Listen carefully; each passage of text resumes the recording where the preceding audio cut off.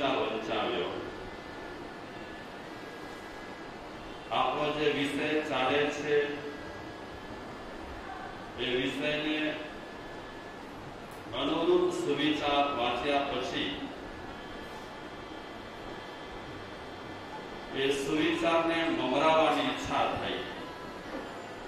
એ SMS માં લખેલું હતું, રૂપિયા કિતના ભી ગીર જાય. આપણે કહીએ ને પૈસો શું થયો છે. ઘણી વખત બજારમાં પૈસો ફફડી જતો હોય છે, तो रुपया कितना भी गिर जाए वो इतना कभी नहीं गिर सकता, वो इतना कभी नहीं गिर सकता जितना आदमी रुपये के लिए गिर गया है, जितना आदमी रुपये के लिए गिर गया है. मानस કેટલો પડી ગયો છે. આમ રૂપિયો જેટલો નથી પડ્યો એનાથી વધારે રૂપિયાને કારણે માણસ પડી ગયો છે. જાલી નોટોના કૌભાંડ, માલમાં ગોળમાલ, વસ્તુઓમાં ભેળસેળ, આવું માણસ જે પણ કરી રહ્યો છે રૂપિયાને કારણે કરી રહ્યો છે. અને એ રૂપિયાએ માણસ પર એવો જાદુ કર્યો છે, એટલો જાદુ કર્યો છે કે માણસ ઘણી વખત પોતાની માનવતા વિસારી કરી અને પૈસા પાછળ એટલો પડતો હોય છે કે ત્યાં સુવિચાર એમ કહે છે કે પૈસો ગમે તેટલો પડે પણ એટલો પડતો નથી જેટલો માણસ પૈસા માટે પડી ગયો છે. ચારે બાજુ આપણે નજર કરીએ તો એક જ હવા આપણને દેખાય છે. ગમે તે રીતે રૂપિયા મળવા જોઈએ, ગમે તે રીતે. तो एक अंग्रेज सुविचार में कहे छे, आदर्श नामनो एक चिंतक रहेलो छे, आदर्श हक्सले. ये कहे छे कि अपनी जातने प्रामाणिक बनावीए, अपनी जातने प्रामाणिक बनावीए એટલે જગતમાં એક બદમાશ ઓછો થાય, એટલે જગતમાં એક બદમાશ ઓછો થાય. એટલી ખાતરી તો સાંભળે કે જગતમાંથી એક બદમાશ ઓછો થયો. આપણે એમ કહીશું કે આજનો તો જમાનો છે, બધા અન્યાય અને અનીતિથી જ પૈસા કમાય છે. આપણે બધા લોકોના પ્રવાહમાં તણાઈશું તો આપણે અલગ નહીં થઈ શકીએ. બધા પૈસા માટે દોટ મૂકીએ છે અને આપણે પણ એ જ રસ્તે જો ચાલીશું તો આપણે કઈ નવીનતા કરતા નથી. ચીલા ચાલુ બીજા માણસોના પ્રવાહમાં તણાઈ કરી અને આપણે પણ એ પ્રવૃત્તિ ખાતર ગમે તે કરવા માટે તૈયાર થઈએ તો કઈ નવીનતા જેવું નથી. જિંદગી મળી છે, જીવન સરસ મળ્યું છે. જે લોકો પૈસા પાછળ પડ્યા છે તો એ પૈસા પાછળ મારે પણ પડવું જોઈએ એ વિચારોમાં બાંધછોડ કરી અને માણસ કાંઈક મનુષ્ય અવતાર મેળવી કરી અને નવીનતા કરવા માંગતો હોય તો કહેવાય કે ના, રસ્તો એને અલગ લીધો છે. ભલે આપણા મનમાં એમ હશે કે આ દુનિયામાં પૈસા વગર કાંઈ નથી, પણ પૈસા વિના ઘણું છે. પૈસાથી જ બધું નથી. ઘણી વખત તમારા મોઢે હું સાંભળતો હોઉં છું કે ચશ્મા પૈસાથી ખરીદાય, પણ આંખનો જે અસલ તેજ છે એ પૈસાથી ખરીદાતો નથી. પૈસાથી બૂટ ખરીદાય પણ અસલ પગ પૈસાથી ન વળે. પૈસાથી પથારી ખરીદાય પણ ઊંઘ પૈસાથી ખરીદાય. તમે દોરી ઊંઘની લેવા અલગ વાત છે, બાકી ઓરિજિનલ આપની જે ઊંઘ રહેલી હોય પૈસાથી આપણે ખરીદી શકતા નથી. ભોજન પૈસાથી ખરીદી શકાય પણ ભૂખ પૈસાથી ખરીદાય. એ બધી અસલ ચીજો છે, કુદરતી ચીજો રહેલી છે અને એ પૈસાથી પણ ચડિયાતી ચીજો રહેલી છે. આંખનો તેજ ઘણી વખત કરોડો રૂપિયા આપ્યા પછી પણ એ ઓરિજિનલ મળે ને. ઓરિજિનલ આપણી ભૂખ લાખોની દવાઓ ખાઈએ તો પણ ઓરિજિનલ ભૂખ લાગે નહીં. આપણે ઘણી વખત પૈસાને બહુ જ સ્થાન આપી દીધું છે, વધારે પડતું સ્થાન આપી દીધું છે અને આપણા મન પર પૈસા એટલી જમાવટ કરી છે કે આપણે તો ત્યાં સુધી માનતા થઈ ગયા છીએ કે હવે ધર્મમાં પણ પૈસો કરવો. પણ ધર્મ પૈસા વિના પણ આપણે સરસ રીતે કરી શકીએ તેમ છીએ કે પાયની જરૂર નથી ધર્મમાં. એટલે આપના જેવા ભાગ્યશાળીઓ ઘણી વખત કહેતા હોય છે કે ધનમાં પૈસાનો વર્ચસ્વ હોવો જોઈએ. અરે સોરી, ધનમાં ધર્મનો મહિમા હોવો જોઈએ. મેં પહેલા વાત કરી હતી કે માણસ ધન કમાતી વખતે ધર્મને સાથે રાખે તો ઘણી મુશ્કેલીઓ ટળી શકે તેમ છે. ધનમાં ધર્મ હશે તો બહુ જ ધન દીપશે,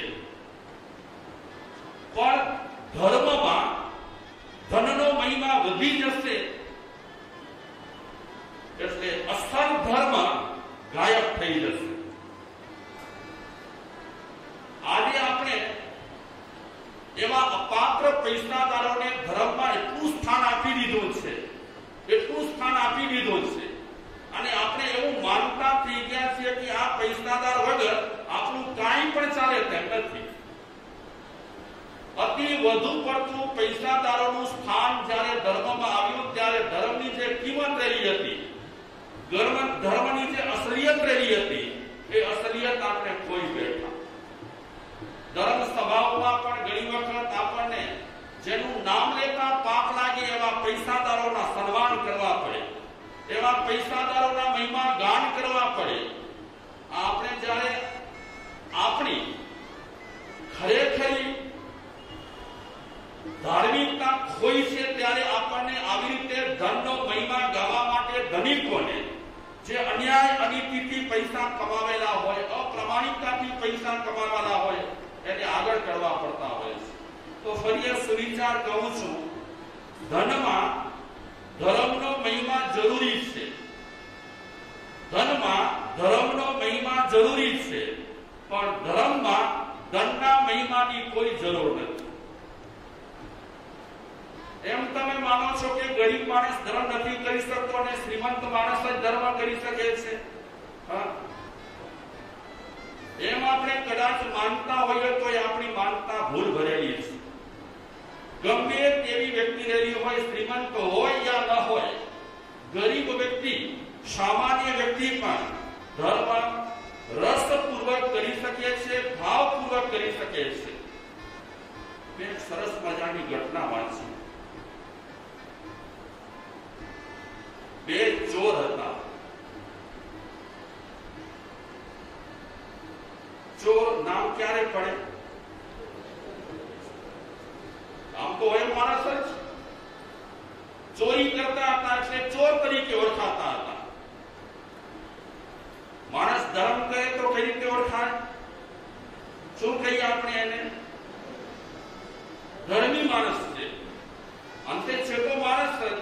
ધર્મ કરે છે તે આપણે વિશેષ ઓળખ આપી કે આ માણસ ધર્મી છે. જેની પાસે ધન બહુ હોય, અંતે તો એ માણસ છે, તે છતાં પણ આપણે શું કહીએ? આ ધની છે. પૈસાદાર હોવાને કારણે આપણે ધની તરીકે એને ઓળખ્યો. તો આ ચોર છે, ચોરી કરે છે. બે ચોર. રોજનું એમનું કામ, કોઈ દિવસે ખાડો ન પાડે. મારા કરવાનો નહીં હો, ભાષામાં કરવાનો નહીં. ચોરી કરવામાં ક્યારે પણ એ ખાડો ન પાડે. ચોરી કરી આવે એટલે એના બે ભાગ પાડે. નવાઈ લાગશે તમને? આ બે ભાગમાં બે ચોરના ભાગ નહીં, બે ભાગમાં એક ભાગ બે ચોરનો અને એક ભાગ ભગવાન માટે.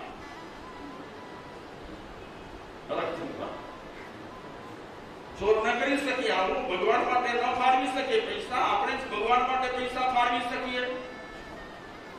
અને આપણે એમ માનીએ છીએ કે ચોરીના પૈસા છે તે ભગવાન માટે ફાળવાય નહીં, અને આપણા શું દૂધે ધોયેલા પૈસા રહેલા છે, એકદમ ચોખ્ખા પૈસા રહેલા છે. તો આ ચોર ચોરી કરે, બે ભાગ અચૂક પાડે, એક ભાગ એમના માટે અને એક ભાગ ભગવાનના ચરણે સમર્પિત. એક દિવસે ચોરી કરવા માટે નીકળ્યા. ચોરી તો રાતના થાય ને. 12-2 વાગ્યા તપાસ કરે છે. મનુભાઈ નું ઘર મળી જાય તો સારું, પણ મળ્યો નહીં મનુભાઈ નું ઘર. ક્યાં રાખે મનુભાઈ? બીજા ઘરોને ખંખોળે છે કે આ ઘર પૈસાદાર છે, પણ ચોરી થાય તેમ નથી. આ ઘરના લોકો 2 વાગ્યા સુધી જાગે છે, આમથી તો ટીવી જુએ છે, 2-3 વાગે તો સૂઝે. તપાસ કરતા કરતા ચોરીનો મોકો મળ્યો નહીં. તો ચોરો આપસમાં વાતચીત કરે છે કે આટલા દિવસથી આપણે ચોરી કરીએ છીએ, આટલા વર્ષથી આપણે ચોરી કરીએ છીએ, અને આટલી ચોરીઓ કરી, પણ આજે પેલવેની નિષ્ફળતા રહેલી છે. આજે આપણો ધંધો ચાલ્યો નથી. બિચારા રખડતા ભટકતા અથડાતા કૂદાતા ઘરને શોધતા શોધતા એક સર્કલ પાસે આવ્યા. થાકી ગયા હતા બિચારા. એને કોણ પાણી પીવડાવે? આજે આપણે ચોરોને તો શરબત પીવડાવીએ છીએ, જ્યુસ પીવડાવીએ છીએ, આને તો બિચારાઓને કોઈ કાંઈ પીવડાવતું નથી. એટલે સર્કલ પર આવ્યા છે. એક સરસ મજાનો ઓટલો હતો, એના પર બેઠા. રાતનો ટાઈમ છે એટલે વાતો કરે છે કે આજે આપણે કોણ જાણે કોનું મોઢું જોયું, કે આટલી આટલી મહેનત કરી, આટલા આપણે રખડ્યા, આટલા આપણે ફર્યા, તે છતાં પણ આપણને આજે ચોરી કરવાનો મોકો નથી મળ્યો. વાતોચીતો કરે છે. બરાબર એ ઓટલા પર થોડેક દૂર એક સાધુ બેઠેલા હતા. એ પણ જાગતા હતા. એટલે સાધુ મહારાજ ટાઈમ પાસ કરવા માટે એ નજીક જરા સરક્યા. માણસો છે, માણસો સાથે વાતો કરે એમ સાધુ મહારાજ સમજતા હતા. સાધુ મહારાજ એવું વિચારતા નથી કે આ ટાણે આ 2 જણા બેઠા છે એ ખરેખર માણસો છે. નજીક આવી ગયા સરકીને. ચોરોને જરા બીક લાગી કે આ માણસને ખબર પડી જશે તો. સાધુ મહારાજ પ્રેમથી પૂછવા લાગ્યા એ બંને જણાને કે અટાણે તમે, આખો ગામ સૂતેલો છે, આખો નગર સૂતેલો છે, અને તમે ઓટલા પર બેઠા છો. મોઢા પરથી તો એમ લાગે છે તમને થાકેડો પણ વર્તાય છે. છો કોણ તમે અત્યારે બેઠા છો? પેલાઓને બીક ન હતી કે આપણા જેવો જ હશે કદાચ, એ પણ ઓટલા પર બેઠેલો છે. એટલે ખુલ્લા મને આ બંને ચોરે પોતાની ઓળખાણ આપી દીધી કે ભાઈ અમે ચોર છીએ, અમારો બિઝનેસ તો તમે જાણો છો, ગમે ત્યાં છાપો મારીએ અને જેટલું હાથમાં આવે તેટલું ઉપાડી લઈએ. સાધુ જરા ચમક્યા અને શબ્દનું પુનરાવર્તન કરે છે કે તમે ચોર છો? કે હા અમે ચોર છીએ. સાધુ મહારાજ વિચારે છે ચોર હોવા છતાં આપણે સાચું બોલ્યા છે. તો સાધુ મહારાજ એ બંને ચોરોને કહે છે કે તમે જે ચોરી કરો છો એ યોગ્ય છે કે અયોગ્ય છે એનું તમે વિચાર્યું? ઉપદેશ નથી દેતા, આમને અંદર ટાઈમ પાસ કરે છે. તમે ચોરી કરો છો, વિચાર્યું તમે ક્યારે કે ચોરી યોગ્ય છે કે અયોગ્ય છે? સાંભળવા જેવી વાત છે ચોરોની. એ ચોર સાધુ મહારાજને કહે છે કે યોગ્ય જ હોય ને. શા માટે એમ બોલતા છે? યોગ્ય જ હોય ને. શું કામ બોલતા છે?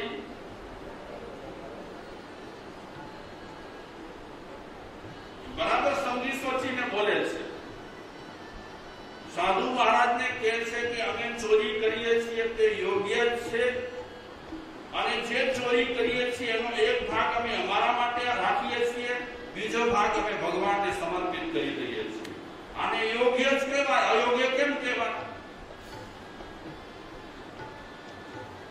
થોડા પૈસા દાનમાં દઈ દેવાના એટલે સમાજમાં થઈ જાય વાહ વાહ.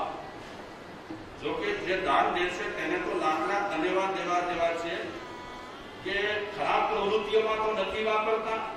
પૈસાનો સારો વહેણ તો આપી દીધો છે, સારા માર્ગે તો વાપરે છે. ચોરને એ સાધુ મહારાજ કહે છે કે તમે ચોરી કરો છો તે યોગ્ય છે, તમે તમારા મનથી નક્કી કર્યું, પણ ચોરી કરવી સારી નહીં. આ કમાણી છે ને તમને શાંતિ નહીં આપે, આ કમાણીથી તમને સંતોષ નહીં થાય, અને આ કમાણી તમને ગમે ત્યારે પરેશાન કરશે. તો ચોરો પૂછે છે કઈ રીતે કમાણી કરવી? બોલો. આ બાપ દાદાનો અમારો ધંધો છે, આજકાલનો નથી. અમારા દાદા પરદાદા અમારા બાપા બધું આ ધંધો કરતા હતા, અને વાસ્તવમાં અમને આ ધંધો આપ્યો છે. હવે તમે અમને સમજાવો. નવા જાતિ ભેગા થઈ ગયા છીએ અને તમે કંઈક સમજી શકો છો તો અમને સમજાવો કે ચોરી ન કરીએ તો કરીએ શું અમે? તો સાધુ મહારાજ કહે છે બંને ચોરોને કે તમારે પ્રામાણિકતા સાથે કમાણી કરવી, નીતિ સાથે કમાણી કરવી, ન્યાયપૂર્વક કમાણી કરવી. પેલા તો ચોરોએ કીધું કે આ કેમ બને? અમારો બિઝનેસ જ એવો છે, એમાં ક્યાં પ્રામાણિકતા રહે, ક્યાં નીતિ રહે, ક્યાં ન્યાય રહે? સંત મહાત્મા કહે છે કે જો તમે મારી વાત માનવા માંગતા હો તો હું તમને કહું છું કે તમે આ તમારી પ્રવૃત્તિ છોડી દો. આ રીતના પૈસા જે આવે છે તમારા માટે સારા નથી.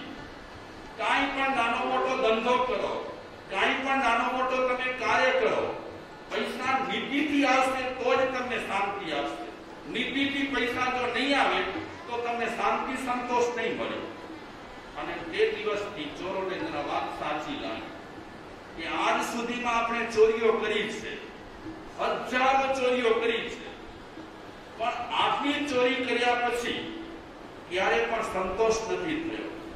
આટલી ચોરી કર્યા પછી આપણને ક્યારે શાંતિ નથી મળી.